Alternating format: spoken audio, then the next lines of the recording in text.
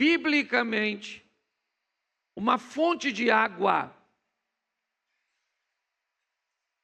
é algo imprescindível. Talvez não seja para nós, ou não tenhamos essa noção, num país tropical como o nosso, onde temos fontes de água. Só aqui em Xerém temos 3, 4 rios passando por aqui.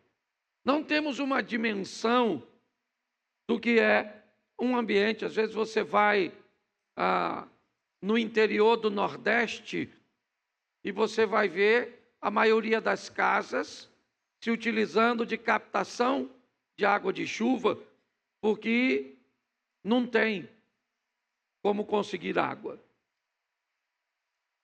Uma palavra veio ao meu coração: o que a igreja está com muita urgência de necessidade. E aí veio essa visão ao meu coração. A igreja precisa de poços. Poços. Nós vamos usar hoje a figura de um poço para expressar um obreiro, uma pessoa dedicada, eficiente, apta para receber pessoas, para acolher pessoas, para dar uma palavra de motivação, para ser alguém que pode oferecer refrigério, alívio para aquelas pessoas que estão chegando.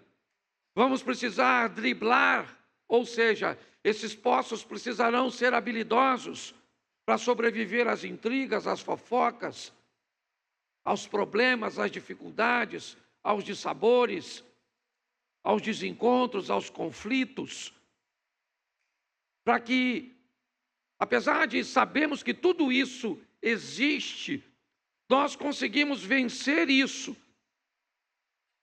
e continuar oferecendo às pessoas a possibilidade de ter um encontro com Cristo Jesus. Não podemos erradicar isso, seria uma utopia, algo surreal, né? Desejarmos que um grupo de pessoas não viva seus conflitos, seus dilemas, seus problemas. Mas em meio a tudo isso, vamos precisar de poços. Pessoas em condições de serem um ambiente de refrigério, de alívio, para saciar a sede daqueles que estão chegando, ou pelo menos que estão passando. Quando você vai num ambiente bíblico, as rotas eram montadas pelos viajantes, não por serem mais próximas, mas eles viajavam de acordo com os poços que encontrariam no caminho.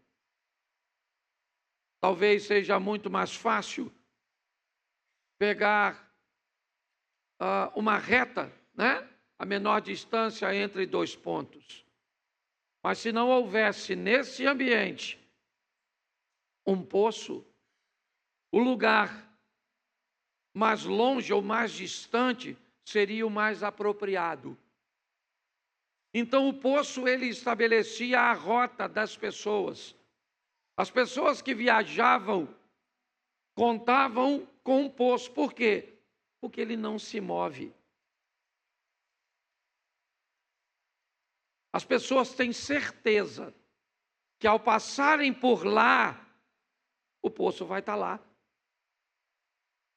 Boa parte das pessoas são como viajantes. Um número menor de pessoas funcionará como poços. Eles estarão aqui no projeto Recomeçar, como estão na Assembleia de Deus, na Metodista Wesleyana, na Metodista, na Universal do Reino de Deus. São aquelas pessoas que não se movem, aconteça o que acontecer. Elas não são viajantes, não. Elas sabem conviver com eles. Por quê? Porque eles vão passar. Vão passar por campanhas, vão passar por cultos, vão enfrentar desânimos, vão sucumbir a lutas, vão ter dificuldades com intrigas, vão enfrentar problemas de relacionamentos. Mas os viajantes, eles vão embora quando isso acontece. Eles diminuem a frequência, mudam a maneira de se relacionar com a igreja. Os poços não. Os poços, eles vão prosseguir no mesmo lugar. Eles vão estar aqui hoje, eles vão estar aqui daqui a 5 anos, eles vão estar aqui daqui a 10 anos. Enquanto eles estiverem vivos, eles vão estar, porque eles não podem se dar o luxo. E o mais interessante de tudo isso é que os viajantes sabem. E muitas vezes, quando vão partir dos poços, podem até partir levando uma imagem negativa para outro lugar. Mas é muito comum, depois de um tempo, quando tiver sede novamente, ou passar um outro nível de dificuldade, ele sabe onde o poço está, onde o trabalho de oração está. Ele sabe onde a pessoa do ensino está presente. Ele vai voltar. E nós precisamos sobreviver a isso. Entender que quanto mais poços tivermos na igreja, ou seja, quanto mais pessoas estivermos prontas para sobreviver a todas as adversidades, aptas para animar a si mesmo e aos outros, porque animar os outros ou motivar os outros é mais fácil, muitas vezes, do que animar a si próprio. Essa é a grande questão. Então, se tivermos mais gente desse tipo, desse modelo na igreja, pessoas fortes, firmes, prontas a permanecer, às vezes com um nível alto de água, às vezes com um nível baixíssimo, porque o poço não tem água de si mesmo, ele depende de um lençol freático, certo? Para fazer com que a sua água apareça. Mas ele está ali. E aqueles que estiverem passando poderão saciar sua sede nele, receber um alívio. Ok? E depois, talvez, vão embora. Para onde? Para a vida. Para onde? Para outra agência do reino. E os poços? Os poços vão continuar onde sempre estiveram, esperando a chegada do próximo viajante. Então eu separei alguns textos bíblicos, porque até agora a exposição é minha, mas agora nós vamos dar uma olhada em alguns poços na Bíblia. Quando você vai fazer a viagem do Egito até Israel, as paradas, os oásis, certo? Os resorts, eles estão sempre posicionados no lugar onde tem água. Você anda 3, 4 horas no deserto sem observar quase nada. Algumas poucas árvores que conseguem sobreviver com o mínimo possível de água retirada do solo.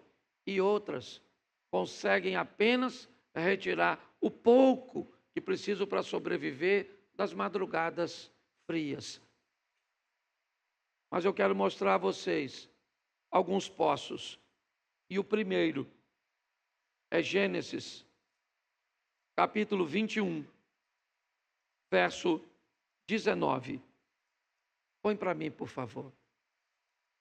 E abriu-lhe Deus os olhos, e viu um poço de água, e foi encher o odre de água, e deu de beber ao menino. Feche os seus olhos. Senhor nosso Deus e Pai, em nome de Jesus, eis aqui a Tua palavra, continua falando conosco e usa-me como um canal de bênção nesta hora, em nome de Jesus. Você pode dizer amém? Preste atenção nessa história. É a história de uma mulher, seu nome Agar. Ela está muito longe de sua terra natal. Ela não pediu para estar vivendo aquilo ali. Quando Abraão enfrenta uma fome, para fugir da fome ele desce ao Egito. E ao passar no Egito, ou ele comprou essa mulher como escrava, ou ele ganhou essa mulher de presente de alguém. A egípcia Agar é dada como uma escrava para trabalhar para a família de Abraão. E ela viaja com eles. Ninguém lhe perguntou se ela queria ir. Ninguém perguntou se ela estava afim de ir. Ela não tinha direito de escolha, porque nem sempre a vida vai te dar. Nem sempre a vida vai perguntar para você se você quer sair desse emprego. A vida vai perguntar se você pode autorizar levar seu cônjuge. A vida vai te perguntar se seu cônjuge, se você gostaria que ele se apaixonasse ou não por outra pessoa, que seu filho se envolvesse. A vida não é muito de dar satisfações. Você que esteja apto e preparado para lidar com os problemas, com as dificuldades que a vida trará, quer diretamente em você ou em alguém, ou algum dos seus. Essa é a grande verdade. Ela vai viajar com aquela caravana que está só de passagem. A mãe dela provavelmente nunca mais viu, o pai também não, seus irmãos também não. Não é uma vida fácil. Mas as coisas me parece que vão melhorar. Pois a patroa quer oferecer a essa estrangeira algum nível de benefício. Ela vai gerar o filho do patrão. Isso coloca a estrangeira numa posição melhor.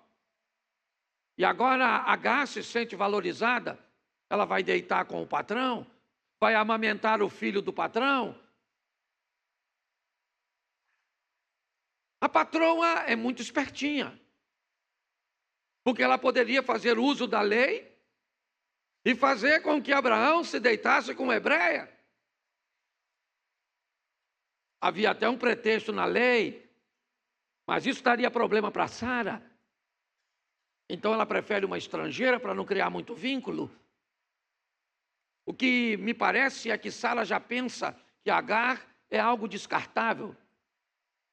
É um plano B que, se as coisas não funcionarem muito bem, vão jogar ela fora. Mas não interessa. Ah, mas Agar é a mulher de Deus, é a esposa do Abraão. Ô, meu irmãozinho, prepare-se para lidar com tudo e com todos. 1000 cairão ao teu lado, 10.000 à tua direita. Não vá de bobeira não, meu irmão. É na família, na igreja, é crente. Você tem que se preparar para sobreviver a qualquer tipo de coisa. Você goste ou não.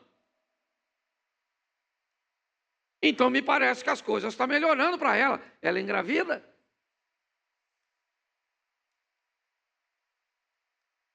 Mas a patroa ficou enciumada. A escrava achou que agora era um pouquinho mais, era só um pouquinho, só. Mas a patroa não gostou. E pior, pior no contexto da situação. A patroa engravidou. Contrariando a expectativa, 89 anos. A desgramada da velha. Engravida. Certo? E quem engravidou? Um velhinho de 100. A Bíblia é fantástica. Se nós olhar para uns homens de hoje, o cara tem 30, não pega nada. Ele pega Covid. Escute só, olhe para mim. Agora o menino nasceu. O garotinho da egípcia já tem 13 anos de idade, já é um rapazinho. As coisas foram desenrolando. Isaac foi crescendo, o filho de Sara.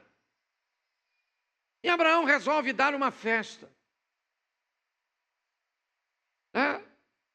E parece que uma mudança de ciclo na vida do menino, que sai da amamentação. E nesse momento, o irmão mais velho, que já é quase um jovenzinho, faz uma brincadeira. E não foi uma brincadeira que Sara gostou.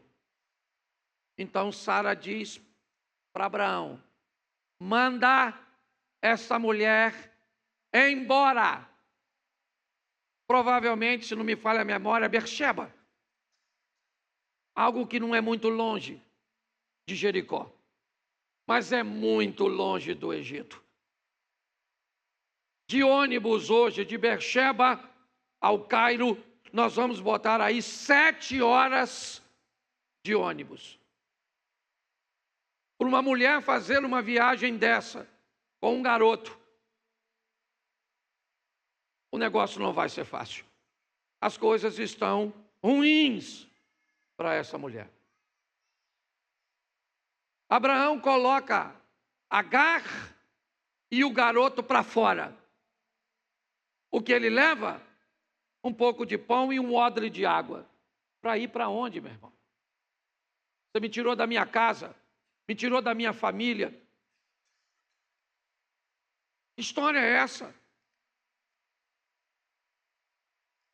Eu preciso que você entenda, não quero te mostrar nada espiritual nisso, porque por detrás disso está uma promessa de Deus, e aquele que prometeu é fiel para cumprir. Eu só preciso que você entenda que se você gosta de promessa, precisa ser resistente para sobreviver até o tempo que ela vai se cumprir. Senão é mole. Você tem promessa? Tem, mas tem que ser valente para sobreviver. Tem que ser forte para permanecer de pé. Tem que ficar firme.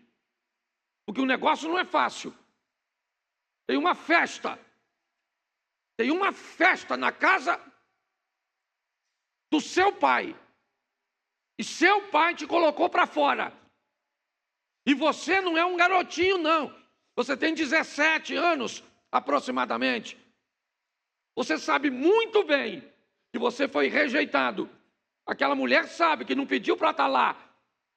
Por que a Bíblia está contando isso? Porque isso é para gente forte, não é para banana. Isso é para gente firme. Por que a Bíblia diz que 1000 cai ao teu lado, 10.000 cai à direita, e você não é atingido? Isso não é para qualquer um, isso é para gente forte.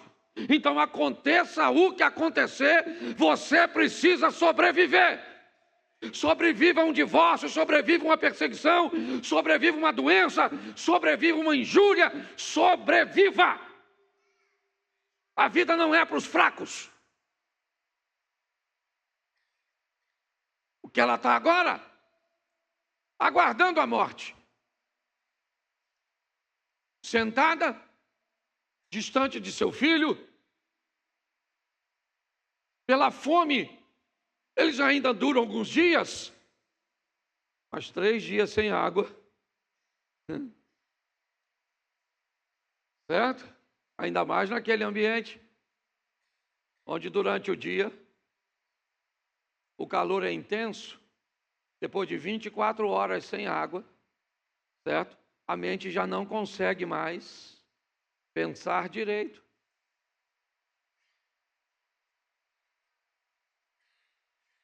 Mas sabe, as coisas não estão bem para Agar, não. A água acabou, talvez ainda tenha comida, eu não sei. Ela bota o menino distante, não tem ninguém para pedir ajuda, não tem ninguém para pedir uma carona, não tem ninguém para pedir um copo d'água. Então está ruim demais.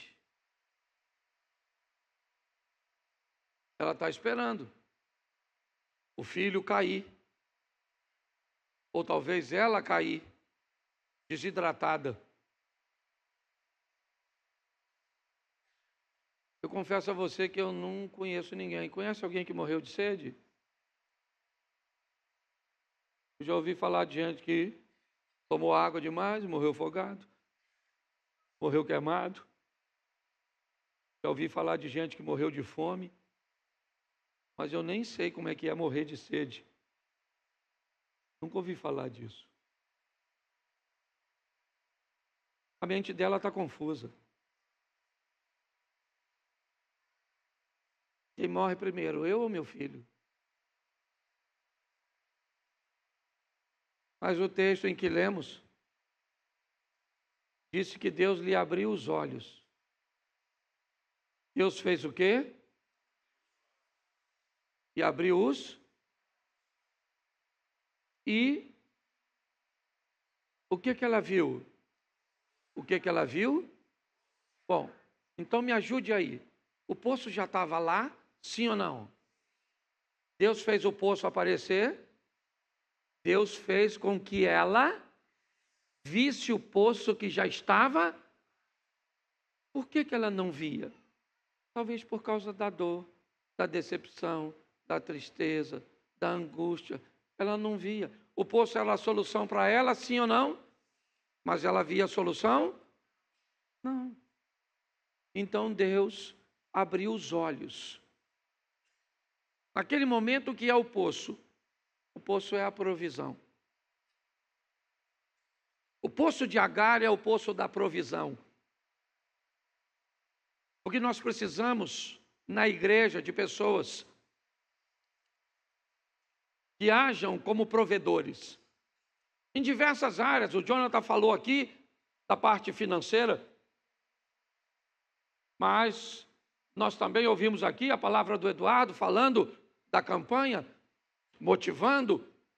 Nós precisamos de poços aqui, de pessoas que são ou que trazem consigo a provisão, seja ela financeira para alguns, com condições de fazer as coisas funcionarem de forma econômica, seja com seu ânimo, com a sua fé.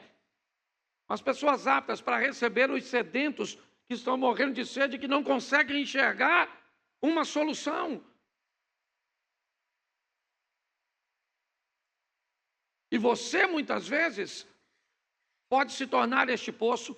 Alguém que pode solucionar com uma informação, com um abraço, com um carinho, com uma oração, com uma atenção, com uma coisa simples. Mas não se engane, temos muitos viajantes e poucos poços. Essa é a grande verdade. Boa parte das pessoas estão envoltas nas intrigas, nos problemas, conversando com seus passados, com suas feridas, lambendo suas chagas. Mas alguns de nós não têm tempo para isso. Alguns de nós não podemos nos dar o luxo dessa frescura. Aconteça o que acontecer, nós vamos estar firme, forte. Muitas vezes querendo ir embora, querendo desistir. Mas nós sabemos quem somos, o que somos. Então Agar agora enxerga um poço. Porque Deus abriu os olhos dela. E ela conseguiu enxergar algo que já estava ali, mas ela não via antes. Nós precisamos de pessoas que funcionem como provisão. Estejam aqui prontas para dar uma direção para alguém, um conselho. E aprenda uma coisa, meus irmãos. Quando você conversa com alguém, você pode falar com ela em duas instâncias: aos ouvidos e ao coração.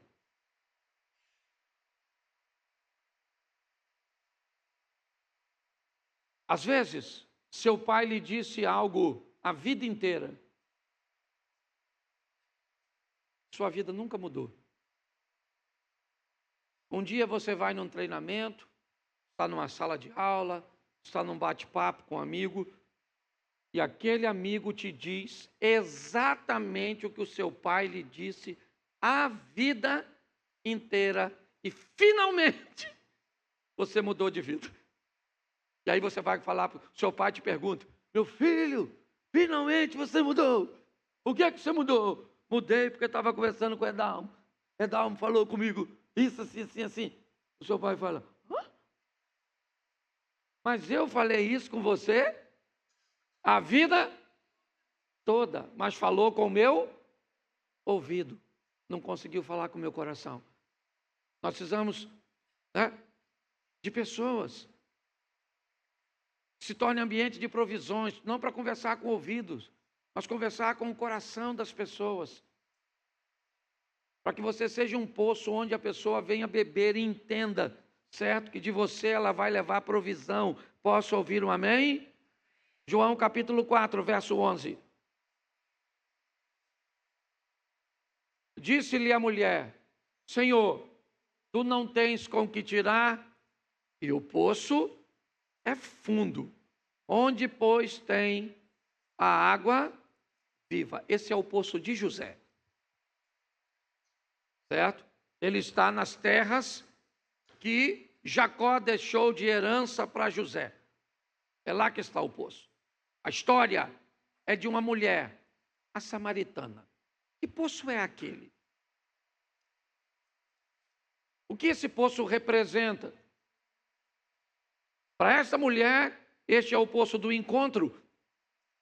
Esse é o poço onde a infelicidade vai ficar para trás, a angústia vai embora. E ela vai receber a paz. Este é o poço onde ela encontra a palavra. É quando Cristo mostra para ela quem ela é. Fala com carinho, fala com respeito. Mas fala o que ela precisa ouvir. É o poço da verdade. A mulher diz aos homens: Ele me disse tudo quanto eu tenho feito. E o que ela estava fazendo era bonito? Não. O que ela estava fazendo era glorioso? Não. Era honroso? Não. Mas Jesus mostra diante daquele poço que é possível falar a verdade, é possível dar uma direção, é possível nortear as pessoas, mesmo que elas partam, mas partam para um destino, partam para não cometer o mesmo erro que cometiam antes. A igreja precisa de pessoas habilidosas para dizer verdades, para gente que precisa escutar a verdade, porque senão não muda nunca. Uma felicidade que nunca chega, uma estrutura que não parece vida, parece uma saga. Nós precisamos de gente presente aqui, que seja o poço de José. Pessoas podem ir embora, mas vão para viver em paz, vão para ganhar a paz, vão para ser feliz. É assim que funciona. Nós precisamos nos preparar e olhar para ver se há em nós a possibilidade de nos tornarmos o poço da provisão, o poço da felicidade, da paz. Aqueles que vão estar aqui em meio à guerra. Lembra do salmista? Ai de mim, que peregrino em Meseque, habito em meio à tenda de Quedar. Sou pela paz, mas quando eu falo de paz, eles querem a guerra. O cara que escreve isso é um judeu, está entre bárbaros e palestinos. Não há como ter paz naquele ambiente, mas ele é uma pessoa de paz. Ele é alguém que a proposta sempre é pacificar. Dizer a verdade, mas dizer a verdade com o propósito de trazer mudança de vida. Nós precisamos de um grupo grande, certo? De poços como o de José. O terceiro poço, Gênesis 26, 15. Nós vamos ao 15, ao 27, ao 29. Tá certo? Essa é uma história bem legal. São os poços do Isaac. Todos os poços que os servos de seu pai tinham cavado nos dias que seu pai Abraão, os filisteus entulharam, encheram de terra. É isso aí. Aí, ó. Os poços de Isaac, vinham os filisteus e fechavam os poços. Daqui você não vai tirar água. Vamos embora? Vamos para o 27. E disse-lhes Isaac: por que viestes a mim? pois que vós me odiais e me repelis de vós. Agora o rei dos filisteus junta mais 2 de seus homens e vai visitar Isaque. Mas o que está acontecendo? Isaque chega aqui, se estabelece em volta do poço, os filisteus chegam, expulsam e fecham o poço. Isaque vai para mais adiante. Onde ele vai? Onde tem outro poço, porque só tem vida ao redor da água. Se não tiver poço na sua casa, não tem vida. Se não tiver gente que funciona como poço, não há vida. Há uma reunião de pessoas, mas não tem vida. Mas onde ele chega, quem chega? Os filisteus, fecha os poços. E vai Isaque, outro poço, chega os filisteus. O verso 27. Abimeleque vai até ele.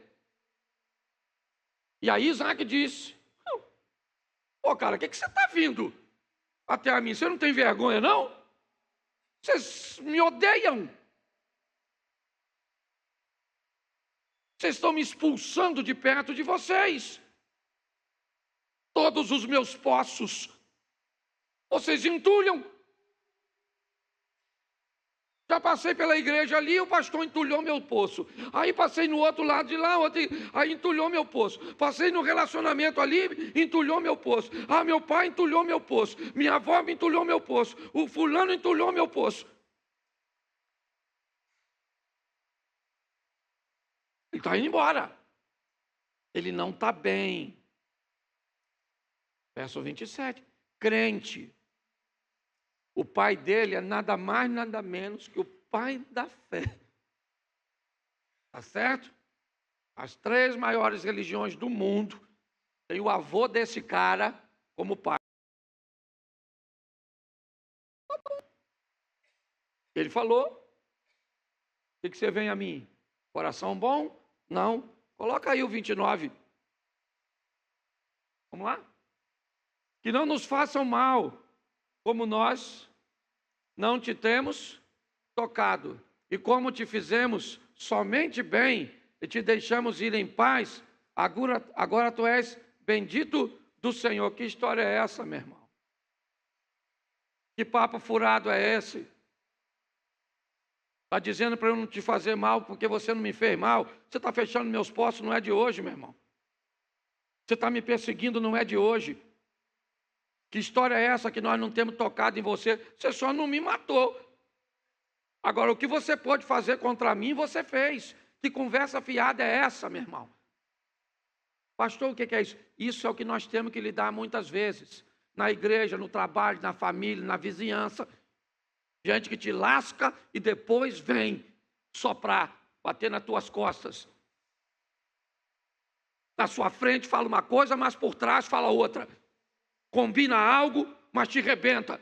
Ah, não está preparado para viver com esse tipo de gente, não? Então, querido, vai ficar ruim para tu. Porque a chapa está quente. E está na Bíblia, essa conversinha fiada. Que Deus está dizendo: se prepara, Luiz, porque o bicho pega. Entendeu? Está lá, ó. Sim ou não? Bota o 30, que você pensa que não pode piorar. Bota o 30, santo varão. Então, lhes fez um banquete e comeram e... Bota o 31. E levantaram-se de madrugada e juraram um ao... E depois os... despediu e despediram-se dele em... Preste atenção aqui, porque isso é legal. Esse poço é maneiro. O que vem aí, já, já. Os poços estão tudo fechado, sim ou não? Sim ou não? Isso, me ajuda aí, poxa. Tá certo? Uma discussão danada, uma falsidade. Lascada, lascada.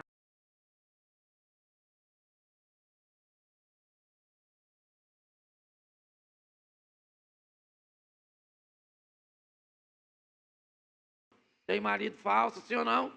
Tem filho falso, sim ou não? Tem mulher falsa, sim ou não? Tem. Falei mais forte só para aborrecer a mulher.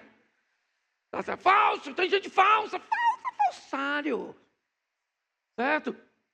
Aí, sentaram numa mesa e fizeram uma comida. Aí. Ambiente bom para consertar as coisas, viu? Aliás, pensa num ambiente bom para resolver as coisas, tem comida. Não é de hoje. Comida está em tudo. Se comunicar com os orixás. Põe comida.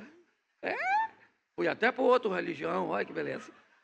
Tá certo? É. Bota lá a comida nas encruzilhadas, bota o negócio. Certo? Isso aí. Rei Arthur ia fazer suas incursões, fazia seus jantares na tábua redonda. Todo mundo comendo. Até Jesus, os maiores ensinamentos. Toma-lhe pão, comida. Você quer conquistar uma menina, você fala o quê? Vamos comer um negócio ali, garota. Tomar um sorvetinho, por mais duro. Não é verdade? É. Grandes negócios são fechados em mesas de almoços e comida. Então fizeram um banquete, comeram e acertaram. Por quê? Porque a vida continua. Às vezes dá para ir junto. Levantaram-se de madrugada e juraram um ao outro. Depois aconteceu o quê? Despediu.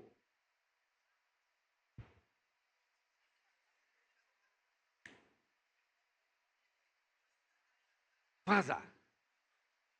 Tem gente que tem que ir mesmo, porque é só para um período da sua vida. Mas tem que ir em paz. Porque Isaac tem água, sim ou não? Isaac tem água nessa ocasião, sim ou não? Não, os poços estão tudo fechadinho. Mas resolveu o problema, sim ou não? Sim ou não? Me ajude, gente. É que também eu falei que eu não ia ficar mais pedindo vocês para falar, né? É chato, parar com isso, fala mais nada não. Tá a boca fechada. Verso 32. E aconteceu naquele mesmo, quando? De madrugada, o quê? Eu falei que não ia falar e estou perguntando. Um vício. Eu estou viciado nesse negócio. Não fala nada, você fica quieto. Se eu pedir, você não fala, tá bom? Então, escute só. Naquele mesmo dia, na madrugada, ou seja, durante a noite anterior, eles sentaram, comeram, beberam, resolveram, falaram, desabafar, falaram da falsidade de tudo, certo? E aí tiveram uma comida gostosa, foram dormir, levantou de madrugada, falou, beleza, tchau. Naquele mesmo dia, que vieram os servos de Isaac e anunciaram-lhe acerca do negócio do poço que tinham cavado e disseram: temos achado água. Esse é o poço que nos mostra a perseguição, mágoa e perdão. E você precisa estar preparado para receber gente que chega aqui, perseguido, magoado, com dificuldade de perdoar outras pessoas e a si mesmo. É assim que funciona. Onde tiver poços, onde tiver pessoas que são capazes de fazer isso, a água, o refrigério, a vida vai aparecer. É poço demais, só vou falar mais dois. Êxodo 7, 24. Coloca aí, por favor. Todos os egípcios cavaram poços junto ao rio para beberem água, porquanto não podiam beber da água do rio. Essa é a praga onde a água do Nilo se torna em sangue. Toda a água que havia saído diretamente do Nilo, estivesse a água na botija, na cisterna, certo? Onde a água tivesse, se ela saiu do Nilo, A praga que transformou a água em sangue ou numa cor avermelhada, mas sem condições de beber, tá certo? Não necessariamente o sangue, ok? Provavelmente não tem como ser isso. Você sabe, você entende um pouquinho o que o sangue faria, certo? Ele iria coagular, não tinha como, certo? Mas é um vermelho de cor ruim, ok? Tóxico, que matou os peixes, que era impuro. E agora os egípcios estão com um problema. Nós vamos beber de onde? O que nós vamos fazer? Não tem água no Egito, com aquele rio imenso passando e o pessoal morrendo de sede. O que é o poço agora? O poço do Egito é o poço da solução. Eles precisam solucionar o problema, entendeu, Bruno? Precisa solucionar, precisa resolver. Se a resolução for o que você gostaria que fosse, se o desfecho fosse segundo o seu modelo, seria bom demais. Seria bom demais. Mas quem garante a você que vai ser segundo seu modelo?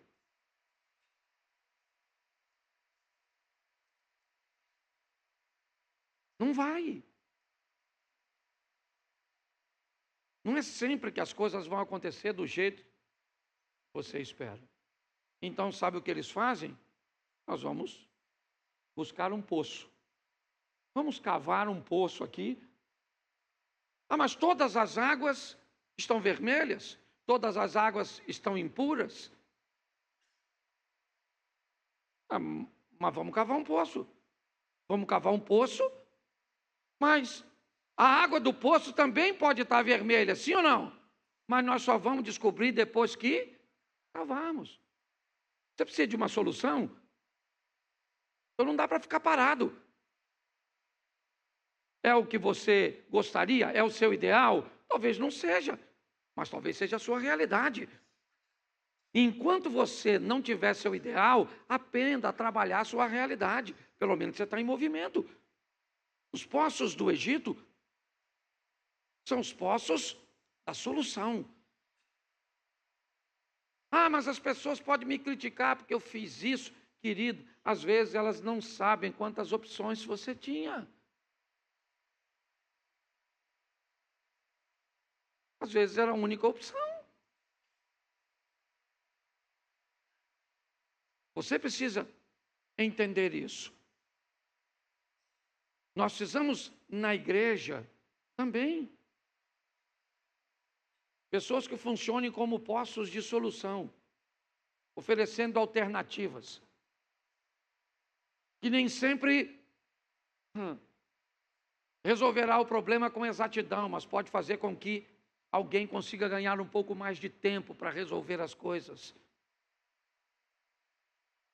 E não trabalhamos só com milagres, aqui não, querido. Trabalhamos com gente, e é assim que funciona. Tem muitas pessoas que chegaram aqui, certo? Precisando de algo muito grandioso, mas não conseguiram de forma imediata, mas tiveram que sobreviver àquele período e não desistirem. Por último, e eu encerro aqui, segundo livro do profeta Samuel, capítulo 17, verso 18.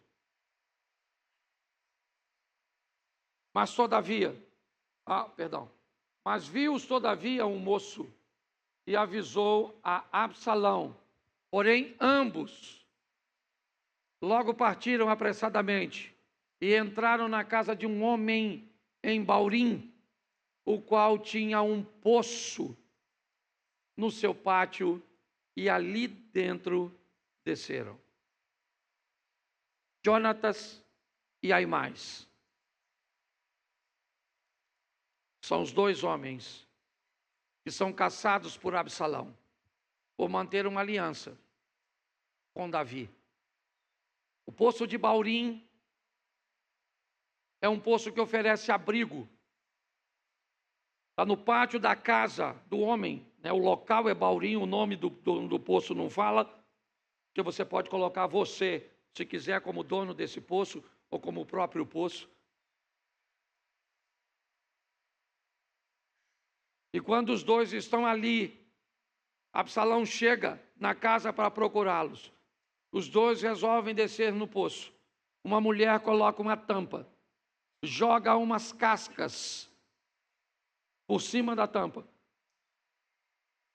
de forma com que Absalão e seus homens não conseguem identificar o poço.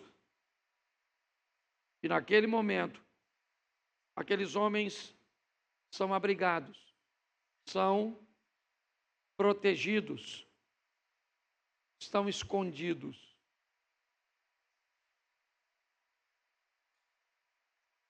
Nós precisamos de pessoas na igreja que exerçam essas funções. Pessoas que funcionem e que hajam como poços, oferecendo aos viajantes, aqueles que passam por aqui, a possibilidade de se manterem vivos, escondidos, animados, consigam sobreviver às dores, às perdas, às dificuldades. Não é para qualquer um. A gente amadurece.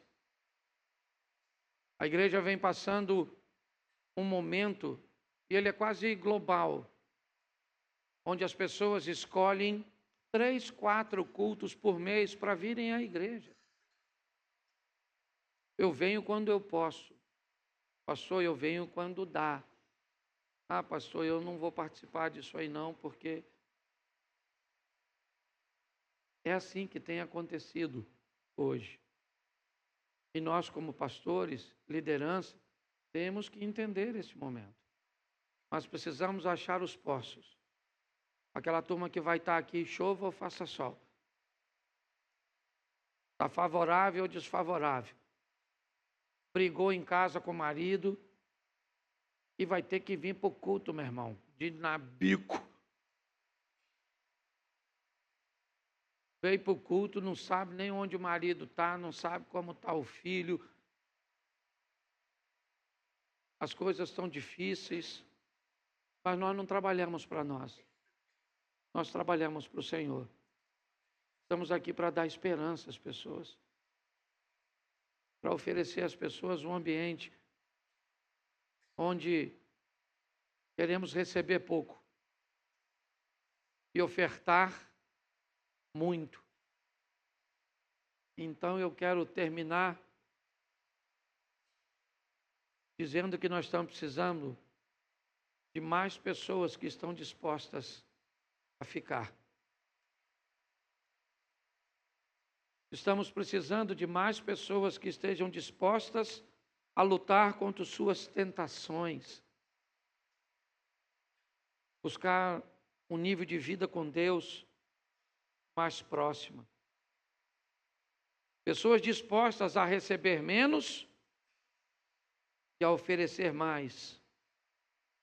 Pessoas que consigam, neste tempo difícil, mais tempo, mais fé, mais disposição, mais conhecimento, mais bom senso para oferecer de beber a essas pessoas. Aqui, o garçom somos nós.